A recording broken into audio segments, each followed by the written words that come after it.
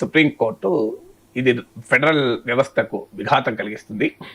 రాజ్యాంగము ప్రకారము ప్రజలు ఎన్నుకునే శాసనసభకు చట్టాలు చేసే అధికారం ఉంటుంది.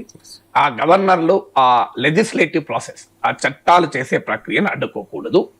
అందువల్ల రాజ్యాంగంలో యాజ్ సూన్ యాజ్ పాసిబుల్ ఉంది. ఆర్టికల్ 200 ప్రకారము గవర్నర్ తన దగ్గరికి వచ్చిన బిల్లు పైన వీలైనంత త్వరగా నిర్ణయం తీసుకోవాలి.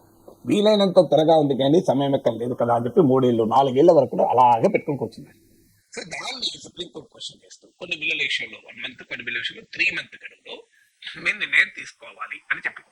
నిర్ణయం ఒకవేళ తీసుకోకపోతే ఆ బిల్లులు ఆమోదం పొందినట్లే, డీమ్డ్ అసెట్ అంటారు అని తీర్పు చెప్పింది. దీనిపైన కేంద్ర ప్రభుత్వం రాష్ట్రపతి ద్వారా సుప్రీంకోర్టును ఆర్టికల్ 43 ఆఫ్ ద కాన్స్టిట్యూషన్ ప్రకారం ప్రెసిడెన్షియల్ రెఫరెన్స్ అడిగింది. అంటే రాజ్యాంగపరమైన పరిస్థితుల పైన, రాజ్యాంగపరమైన అంశం పైన స్పష్టత కావాలన్నప్పుడు ప్రెసిడెన్షియల్ రెఫరెన్స్ ద్వారా సుప్రీంకోర్టును రాష్ట్రపతి అడుగుతారు. సో ఇప్పుడు సుప్రీంకోర్టు ఏం చెప్పింది? మొదటిది ఏంటంటే గవర్నర్లకు, రాష్ట్రపతికి ఈ 2 వ్యవస్థలకు కూడా వేరు, కోర్టులు వేరు. ఈ 2 భారత రాజ్యాంగంలో doctrine of separation of powers, separation of powers ప్రకారం న్యాయ వ్యవస్థ, చట్టసభలు, ఎగ్జిక్యూటివ్ కార్యనిర్వాహక వర్గం ఎవరి పని వాళ్ళు చేసుకోవాలి. ఇంకొకరి డొమైన్లో మరొకరు ఎన్క్రోచ్ కాకూడదు. అంటే గవర్నర్లకు, రాష్ట్రపతులకు గడువు విధించలేం, గడువులోగా పూర్తి కానప్పుడు డీమ్డ్ అసెంట్ ఇవ్వలేము, ఆమోదం పొందినట్టుగానే భావించలేము. ఈ 2 అంశాల్లో క్లియర్గా బీజేపీ వాదన, బీజేపీ నాయకత్వంలోని కేంద్రము, రాష్ట్ర ప్రభుత్వాల వాదనను సుప్రీంకోర్టు సమర్థించింది. అయితే అదే సమయంలో గవర్నర్లు ఆర్టికల్ 200 ప్రకారము వారి ముందున్న ఆప్షన్స్ ఏంటి అనే క్వశ్చన్ ప్రెసిడెన్షియల్ రెఫరెన్స్లో మొదటి పాయింట్ ఇది. రాజ్యాంగంలో 4th ఆప్షన్ లేదు అని సుప్రీంకోర్టు ఇవాళ తీర్పు చెప్పింది.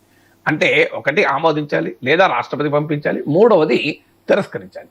తిరస్కరించినప్పుడు తప్పనిసరిగా శాసన మండలికి సభకు పంపించాల్సిందే. ఇంకో మార్గాలు తిరస్కరించకుండా, ఆమోదించకుండా ఉంచుకునే అవకాశమే లేదు. There is no 4th option అని సుప్రీంకోర్టు చెప్పింది. సుప్రీంకోర్టు చెప్పింది ఏంటంటే సమయాన్ని అయితే నిర్ణయించలేము, కానీ అలా అని చెప్పి గవర్నర్లు ఇండెఫినెట్గా, నిరవధికంగా, నిష్కారణంగా, ఏ కారణము లేకుండా ఇన్ఎక్స్ప్లికబుల్, అర్థం కాని రీతిలో తమ దగ్గరే పెట్టుకుంటే ఏం చేయాలి? అది ఫెడరల్ స్ఫూర్తికి విరుద్ధం కనుక న్యాయ సమీక్ష చేయవచ్చు, కోర్టులు ఇన్వాల్వ్ కావచ్చు అని చెప్పింది. ఇది ప్రతిపక్ష పాలిత ప్రభుత్వాల వాదనకు బలం చేకూరింది.